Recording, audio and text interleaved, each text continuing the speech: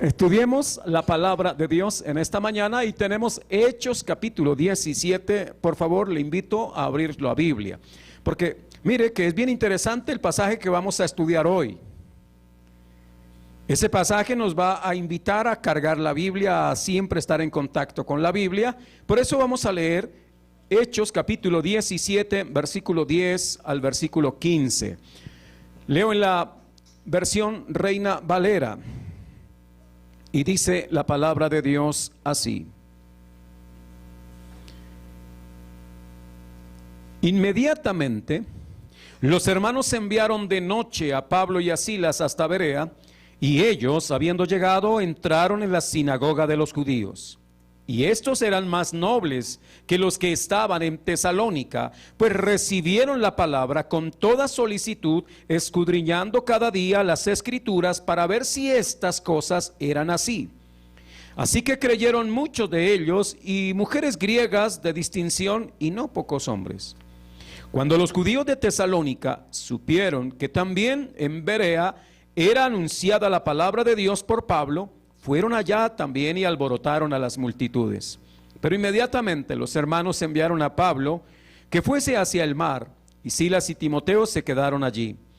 Y los que se habían encargado de conducir a Pablo le llevaron a Atenas, y habiendo recibido orden para Silas y Timoteo de que viniesen a él lo más pronto que pudiesen, salieron. Amén. Bien, amados, vamos a prestar la suficiente atención a la palabra que en esta mañana debe enseñarnos, debe edificarnos, debe instruirnos. He titulado el mensaje: cuando la palabra importa más que el predicador.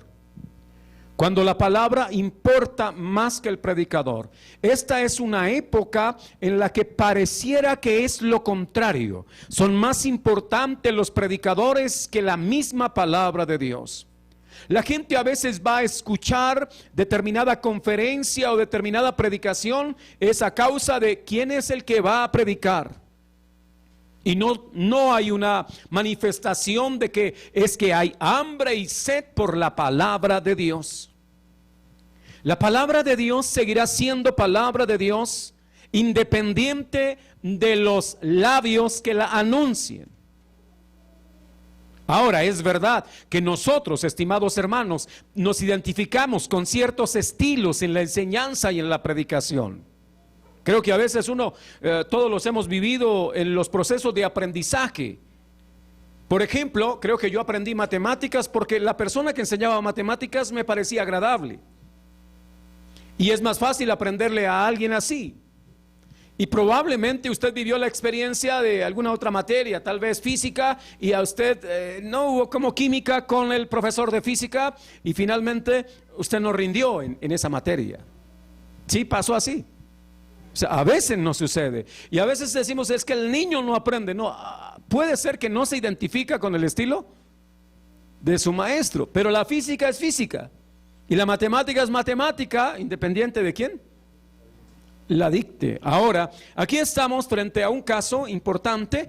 Ya hace 8 días les hablaron de que Pablo había estado en Tesalónica, una ciudad importante de Macedonia, y allí predicó el evangelio. Allí comenzó una gran iglesia. Usted lee Primera de Tesalonicenses, Segunda de Tesalonicenses, y va a encontrar la gran iglesia que se levantó allí, porque el evangelio no volverá vacío, porque la palabra de Dios va a prosperar para aquello que Dios la envió. Ahora, pero en Tesalónica los predicadores tienen problemas y son, amados hermanos, obligados a salir de Tesalónica, y Pablo llega a una ciudad llamada Berea. Berea. El nombre Berea probablemente usted lo va a encontrar cuando entra a internet y coloca en Google Berea. Van a aparecer seminarios, institutos, iglesias, fundaciones, porque han ido a este pasaje bíblico y han querido rescatar una cualidad que algunos han mencionado como la cualidad bereana. ¿Cuál es esa cualidad bereana? Bueno, debo entonces en 4 puntos expresar, amados hermanos, lo que estos creyentes o personas que estaban en Berea hicieron cuando Pablo llegó allí a predicar el mensaje de las Sagradas Escrituras. Lo primero que encontramos, la verdad yo quiero omitir algunas cosas que son simplemente elementos para completar la historia. Pero me llama la atención el versículo 11. Y voy a centrarme en el versículo 11, que es el versículo central del pasaje.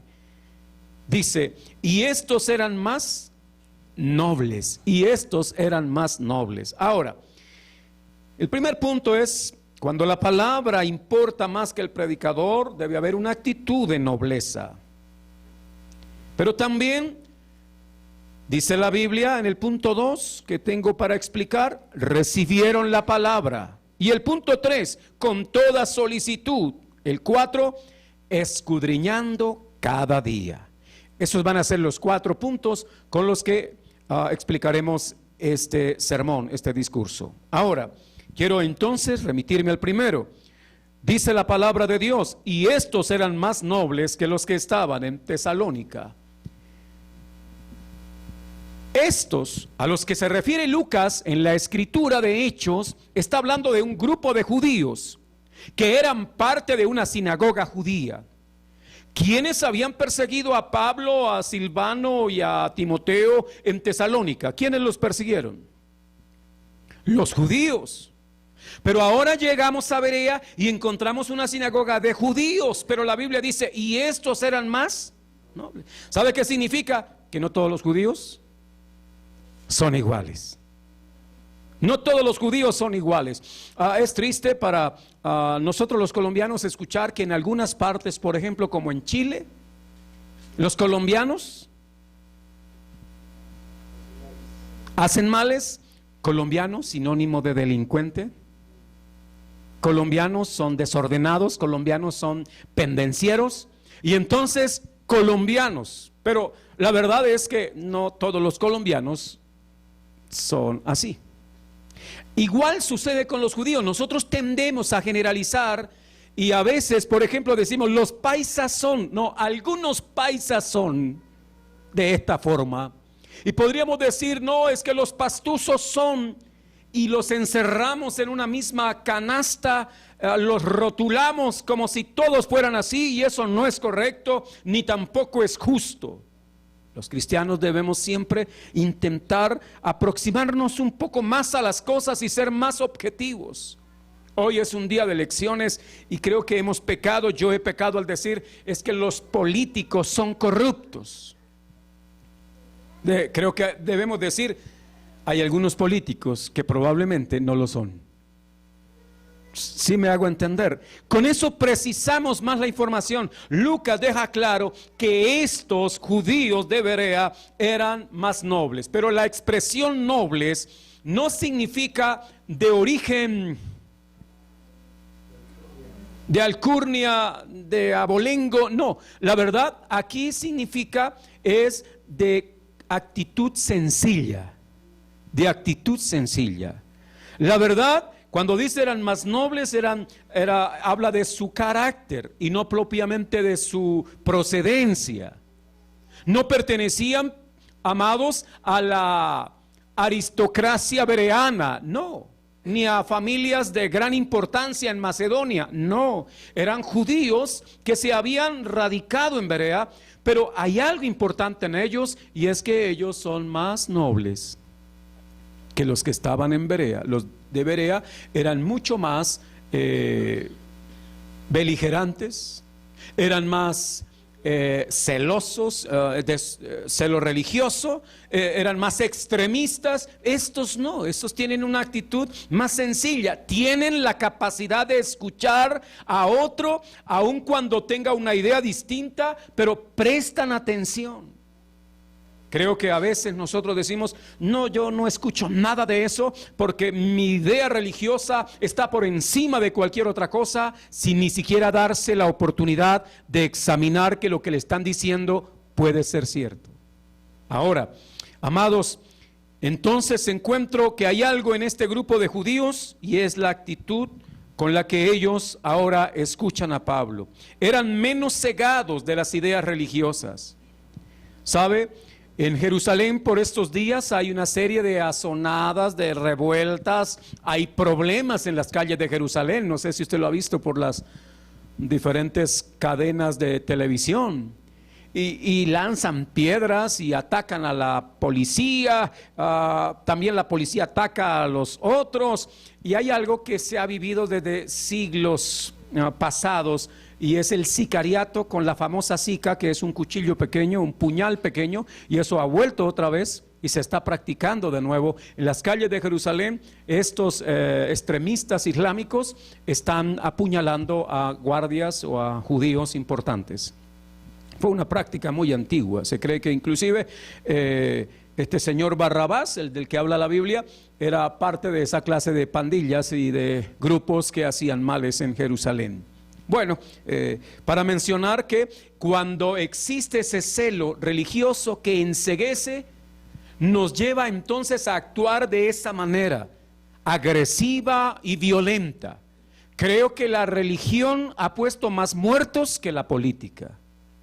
Creo que la religión ha puesto más muertos, o mejor, ha causado más muertes que cualquier otra filosofía o pensamiento en medio de la humanidad. Si usted examina las grandes guerras, va a encontrar el trasfondo religioso de esas guerras. Es más, lo que está pasando ahora con estos grupos extremistas allí en Medio Oriente es la invitación a una guerra santa. Creo que el nombre es la intifada. Es una convocatoria para una guerra. Llaman ellos guerra. Algo así como decirle: le voy a pegar un puño a otro y es un puño santo. ¿Ya? Un insulto santo. No existe tal cosa. No hay guerras santas. Hay guerras que solo muestran el apasionamiento religioso de hombres y mujeres que, llevados por ese celo, no les importa cortar la vida de otro. Los judíos de Tesalónica tenían esa característica, pero los de Berea no. La invitación es: estimado hermano y hermana que está aquí, si algún momento tiene la oportunidad de hablar con un testigo de Jehová o con una persona de otra idea religiosa, sea respetuoso con él, con ella, no lo agreda. No es la manera de Cristo.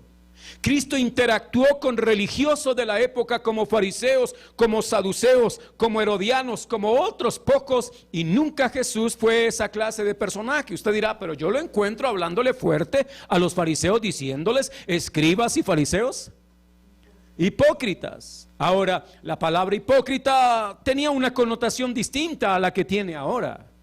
La palabra hipócrita no era tanto así como un insulto, aun cuando sí, en alguna manera, era para decirles: ustedes no tienen autoridad. Era una forma de decirlo. Ahora, amados, que nosotros podamos imitar al maestro y poderle decir al otro: a la verdad, lo voy a escuchar y luego le voy a pedir que me escuche. ¿Conocen a los testigos de Jehová? ¿Por casualidad los ha visto? La verdad es que venía en estos días por allá subiendo de mesitas del colegio y me di cuenta que por esas casas de la orilla de la carretera estaban los testigos de Jehová, hasta por allá. O sea, el que no conozca a un testigo de Jehová debe vivir en la selva más profunda, tal vez, que allá no llegan, pero ellos llegan a todo lado.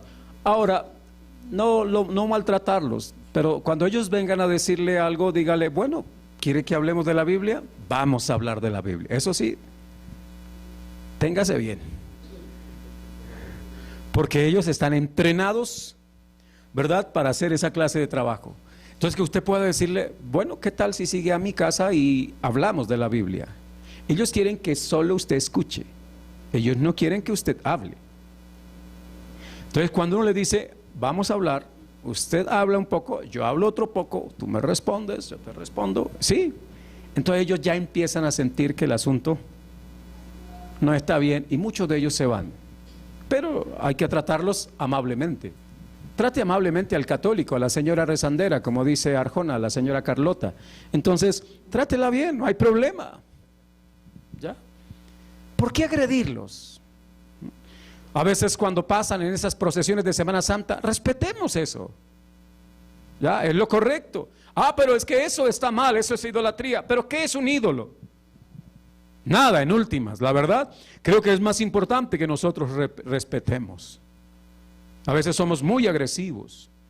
Al cantante Jesús Adrián Romero, por estos días pasados se le ocurrió colocar algo, no sé dónde lo colocó,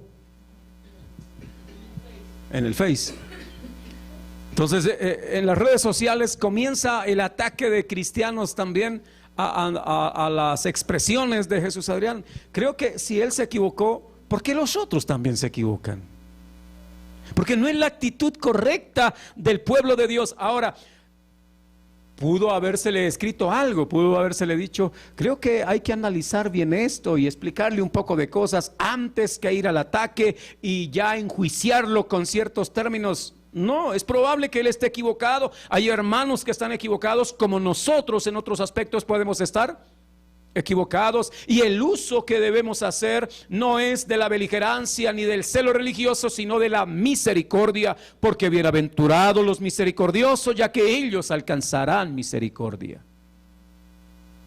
Créame que si algún día yo tengo la posibilidad de encontrarme cara a cara a, no sé, a Marcos Witt, alguno de ellos, tal vez yo le preguntaría y entablaría un diálogo. Mientras tanto no me atrevería a ser valiente colocando cosas para maltratar a otro. O sea, no creo que es correcto.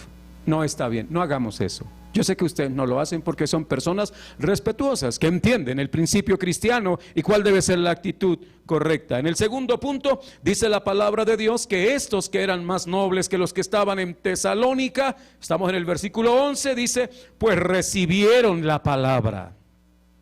No dice recibieron al predicador. Les pareció como elegante el predicador, les pareció como chistoso el predicador. No. A veces he preguntado a algunos jóvenes, ¿qué predicador de esos que salen en la televisión les gusta? Y algunos dicen, bueno, me gusta Dante Gebel. ¿Y por qué? No, porque es que es gracioso. Ya. Bueno, Sábados Felices presenta muchos personajes graciosos también. Y no estoy juzgando a Dante, simplemente él tiene un estilo para enseñar que es ameno, que es agradable. Lo que debe hacer el oyente no es comerse el estilo, tragarse el estilo sin discernir la palabra. Aquí lo importante es que la palabra es más importante que el predicador. Eso tiene que estar por encima. Ahora, en este caso, encuentro que la expresión es recibieron. ¿Qué entiendo yo por recibieron la palabra? Pues debo entender que lo que hubo en ellos fue disposición para escuchar. Vamos a imaginarnos que nosotros somos en este lugar la iglesia de Berea. Somos la iglesia de Berea. Y ha llegado un predicador itinerante y está hablándoles. ¿Cuál debe ser nuestra actitud?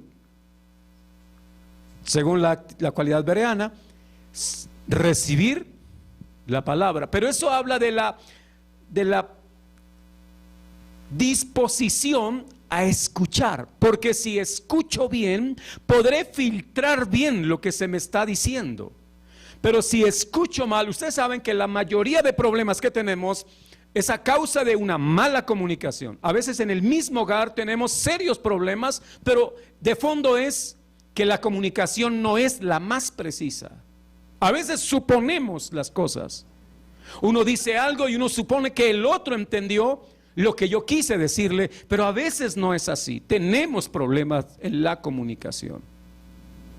Alguien en cierto momento dijo, ¿le hago figuritas de plastilina? Pues en algunos casos me haría un gran favor. ¿Sí? ¿Por qué razón? Porque creo que lo que necesitamos es dejar lo más claro posible un mensaje.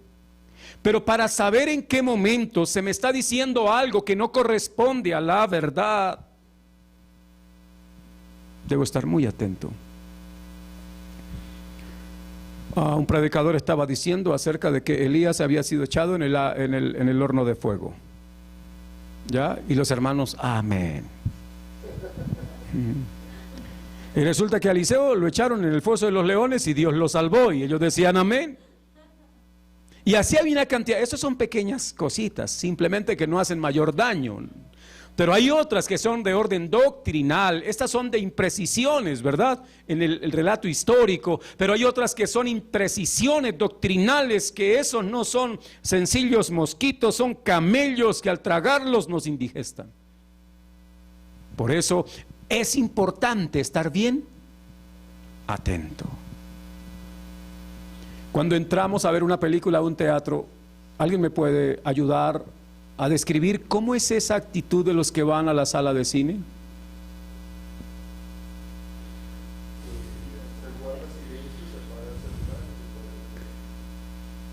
Y cuando el del lado empieza por ahí a hacer ruido, uno se incomoda, ¿sí? ¿Se han dado cuenta? Ay, sí. Porque uno está atento, uno está concentrado. Ay, qué bueno sería que esa fuera nuestra actitud para escuchar la palabra de Dios. Celular apagado, que nada me distraiga. Bueno, eso es todo eso que pasa ahí en cuanto a la actitud. Es bueno, a excepción de las palomitas, sí, que no. Pero bueno, el asunto es disposición a escuchar. Nos cuesta mucho escuchar, y ustedes han oído aquella frase, no sé quién la dijo, pero que precisamente Dios nos dio una boca y dos oídos para que habláramos la mitad de lo que. Pero la verdad es que somos malos para escuchar. Aun cuando el otro está hablando, nosotros estamos pensando qué le voy a decir. Nos pasa. Si el otro nos preguntara, ¿sabe lo que dije? ¿Qué fue?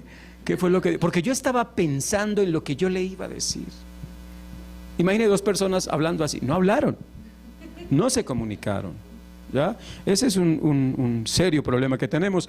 Hay problemas. Por eso, cuando Dios dio la ley, el verbo utilizado en el Antiguo Testamento, cuando Dios dio la ley, el verbo que Él quiso plasmar en las Sagradas Escrituras como el verbo más importante entre la relación de Él y su pueblo, es el verbo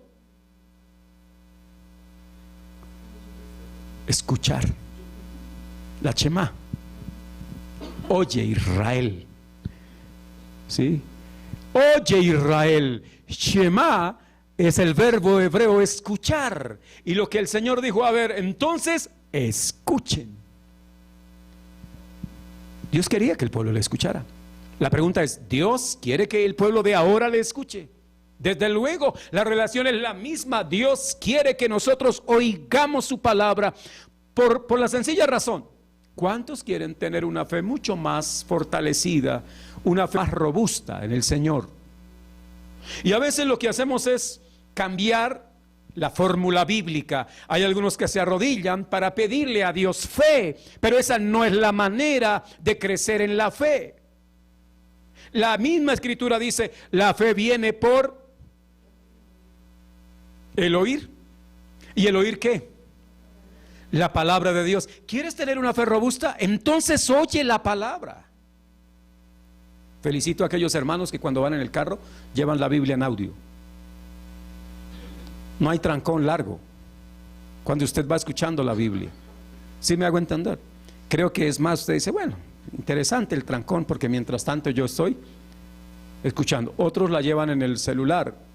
No van escuchando reggaetón, van escuchando la lectura de la Biblia. Ustedes saben que hay unas versiones que se descargan en el celular que tienen el audio. ¿Ah? Qué bueno, qué interesante. Pero a la verdad uno ve más personas chateando, ¿ya? Chateando antes que escuchando. Nos pasa. Creo que hay que corregir eso. Ellos eran unas personas dispuestas a recibir la palabra, pero aparte de escuchar, tienen la disposición de la aceptación de lo que se está diciendo. O sea, se toman el tiempo, se toman no sé si el tiempo, pero digamos que es una oportunidad para captar eso, y luego que han captado eso, ellos van a hacer el siguiente paso. Dice la palabra, con toda solicitud. Por favor, si alguien me colabora leyendo Romanos capítulo 12, versículo 11. Quiero sustentar esta parte de con toda solicitud. 12:11. Romanos 12:11 me ayuda a ilustrar un poco lo que quiero presentar en esta parte, en esta frase de con toda solicitud. ¿Alguien puede leerlo? Nunca dejen de ser diligentes, antes bien, sirvan al Señor con el fervor que da el Espíritu. Bien, gracias, Angélica.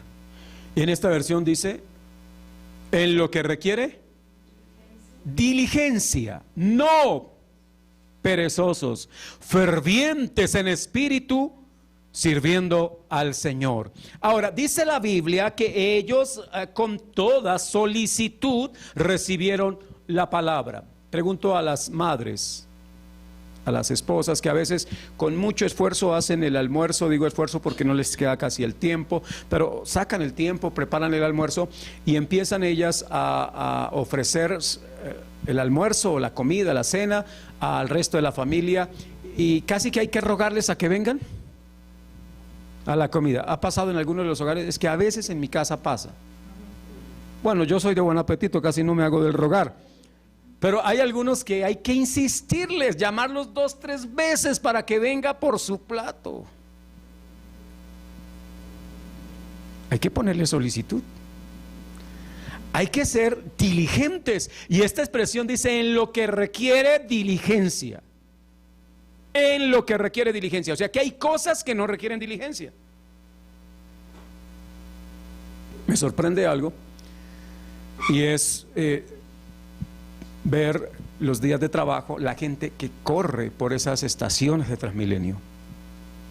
Uno ve mujeres con tacones, ¿sí? Pero pareciera que estuviera en una competencia. Van corriendo, no importa que tenga tacones. Hay diligencia por llegar a tiempo al trabajo, ¿ya? Hay diligencia cuando una madre ve a su niño enfermo y no quiere esperar más, sino de inmediato llevarlo al médico. Eso es diligencia. Ella no dice, esperemos a ver si se sana. Eso es negligencia. Y el texto nos está diciendo en lo que requiere diligencia, pero mire que él va a decirnos algo, y esto está enfocado dentro de lo que hacemos para Dios. Todas las cosas de Dios requieren diligencia. Por eso los bereanos recibieron la palabra con toda solicitud, o con diligencia, como usted lo quiera ver. Romanos dice, no perezosos. Yo sé que ustedes me pueden ayudar a definir qué es pereza.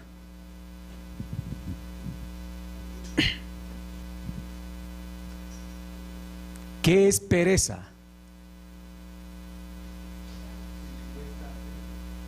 ¿Qué le cuesta hacer algo?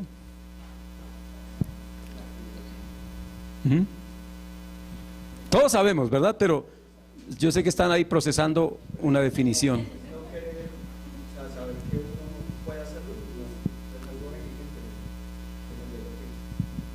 Bueno,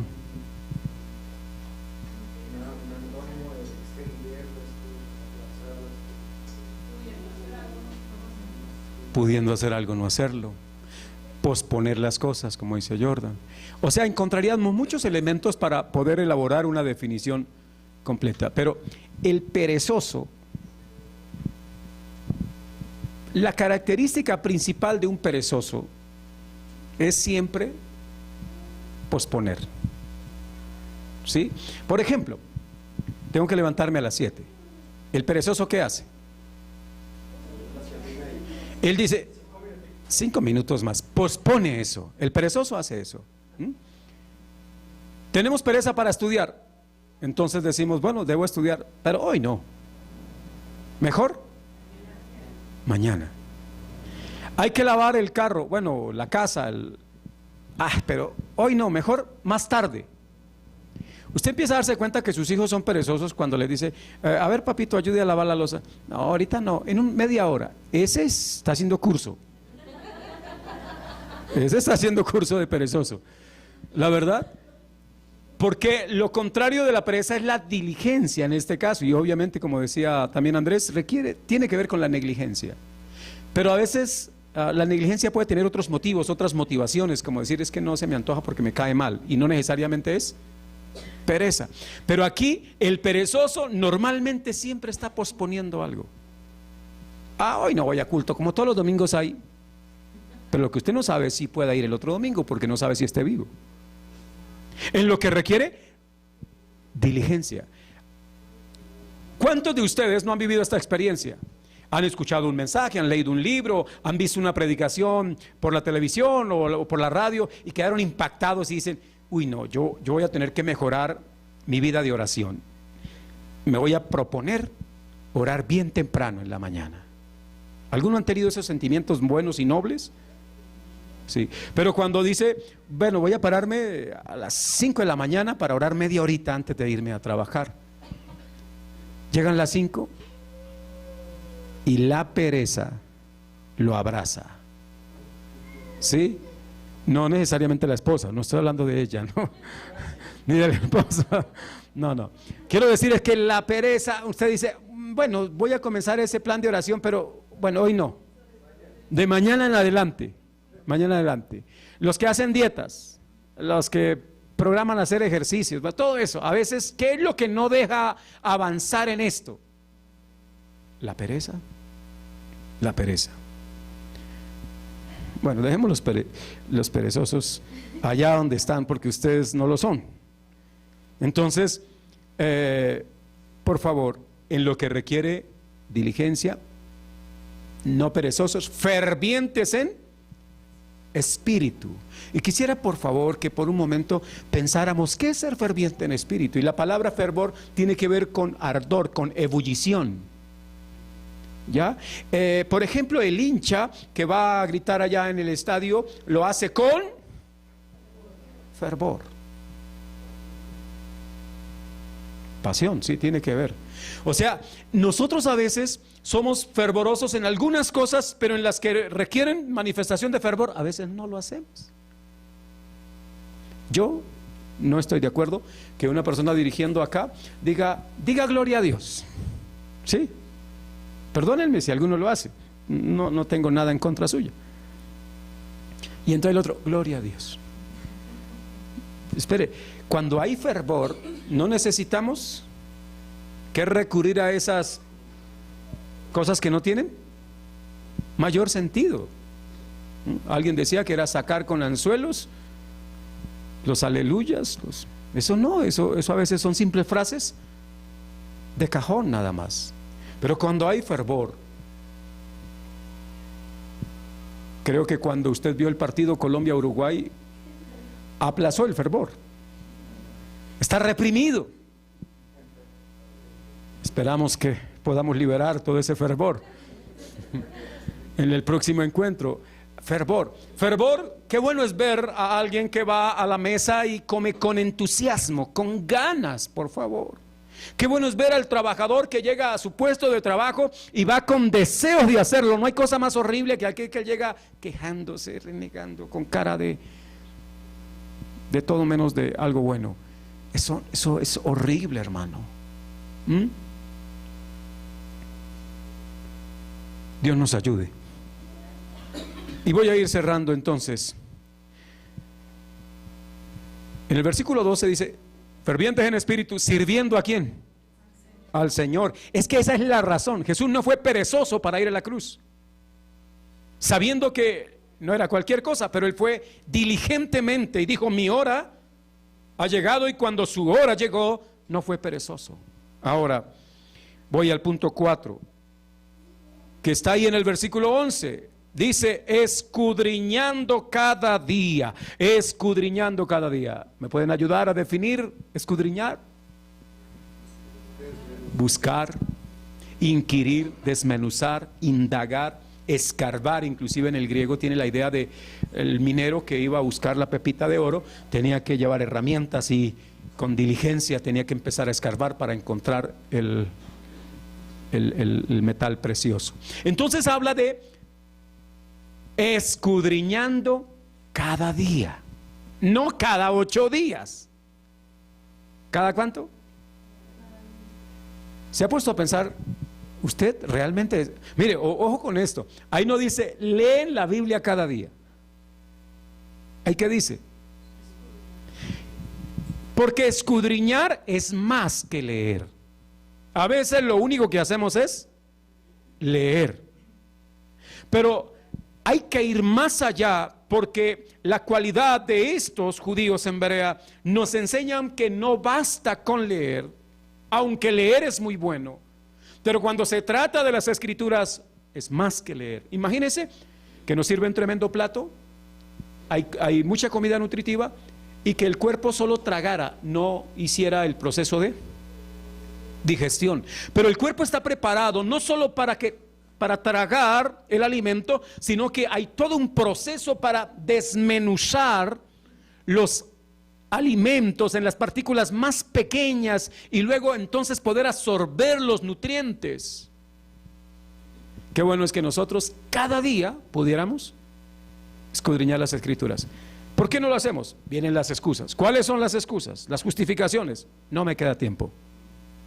Pero yo escucho a la gente hablar de La Voz Kids, y La Voz Kids dura 1 hora. La verdad me impresiona el talento de esos niños, el don que tienen esos niños.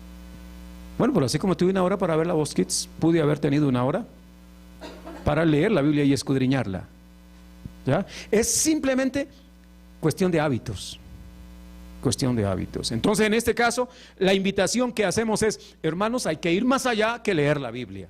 Hay que escudriñar la escritura. La razón, el que recibe la palabra con cierta nobleza, entonces tendrá solicitud para escudriñar esa palabra, y al escudriñarla, él va a encontrar si el predicador le dijo algo que no era cierto, algo que no era cierto. Nosotros somos muy creyentes, muy creyentes. Sale el presentador de noticias y dice que en la Boyacá, por allá, un carro se estrelló y mató a 5, y usted da eso por cierto. ¿Escudriña usted?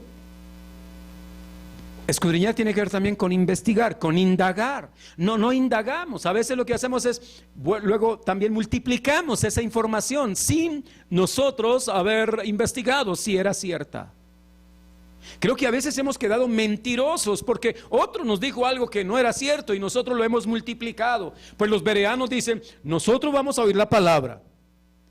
Pero qué pena, señor don Pablo, usted puede ser todo un don predicador, un don apóstol, un don maestro, pero nosotros todo lo que usted nos lo diga, lo vamos a revisar en la casa todos los días. No sea que usted, perdónenme la expresión muy popular, muy coloquial, no nos vaya a meter los dedos en la boca, porque los bereanos tienen dientes. ¿Ya? Se requiere una iglesia que tenga dientes. Cuando la mami está criando a su bebé, en esos primeros meses, el bebé todavía no tiene dientes. Y a veces la mami quizá podría colocar el dedo para, no sé, quizá estimular la succión o qué sé yo. Pero cuando tiene dientes hay que pensarlo. La mami que lacta, ¿no? Las mamis que han lactado. Los hombres no tenemos idea qué es un mordisco ahí. Pero yo he visto madres reaccionar ante la mordida de un bebé que estaba ella lactando, pero el bebé tenía dientes. ¿Ya? Y eso tiene que doler muchísimo. Quiero decirles, ustedes, hermanos amados, deben ser una iglesia que tenga dientes. Que cualquier mensaje que escuchen, no cualquiera vaya a meter, siguiendo con la expresión grosera y fea, no vaya a meter los dedos en su boca. ¿Está bien? No nos engañen, no nos vayan a mentir y nosotros comernos esa mentira. Ellos, la escritura dice, escudriñaban cada día las escrituras. Ahora, ¿para qué lo hacían? Dice, para comprobar si lo predicado por Pablo estaba en concordancia las escrituras. Aquí puede pararse quien sea y decir que viene de por allá no sé dónde, o puede pararse este servidor, o puede pararse Weimar, cualquiera de ustedes, pero los demás tenemos la obligación bíblica y espiritual de juzgar lo que esa persona está diciendo. Cuando digo juzgar significa, voy a mirar si esto es cierto, voy a abrir la Biblia, voy a considerar los textos explicados y la razón por la cual el predicador dijo esto, qué motivaciones habían de fondo, se desprenden de la Biblia los conceptos que él transmitió o sencillamente quiso manipular los textos bíblicos. Ese es el ejercicio que debemos hacer.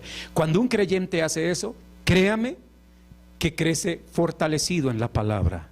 Será un hombre y una mujer menos fluctuante en cuanto a los vientos de doctrina que soplan en nuestro tiempo, que en algunos casos se parecen a Patricia. Gracias, John, por no decir que alguno diga, y está juzgando a alguien porque aquí puede haber alguna Patricia.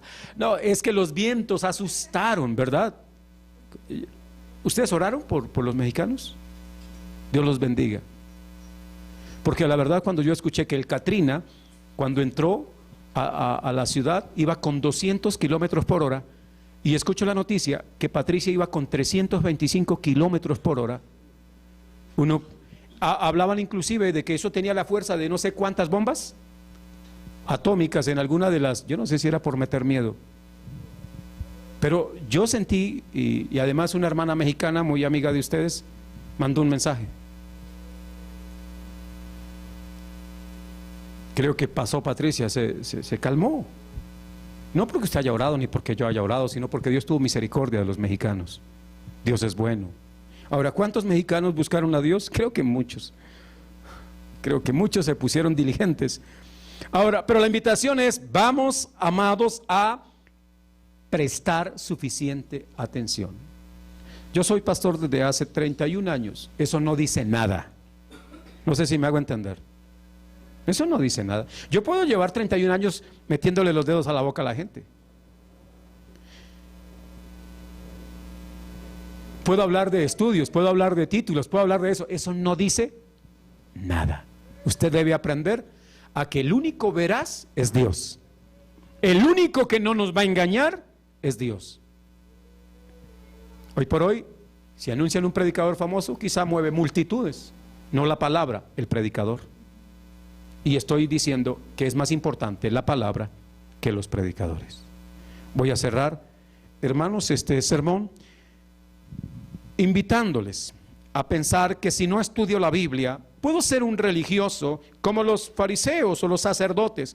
En Mateo 22, 29, no lo vaya a buscar, dice el Señor, erráis ignorando las Escrituras.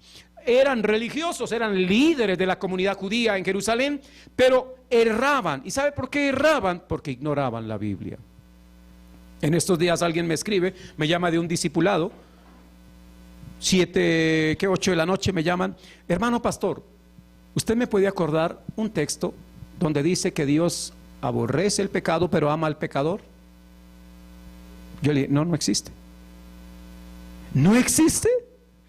No existe. Pero algo parecido, sí, que Dios aborrece el impío. Ya, eso fue lo que le pude decir. ¿Qué significa eso? Bueno, no estoy juzgando a la persona, estoy diciendo creo que a veces él no dijo nada, él llamó para saber si existía.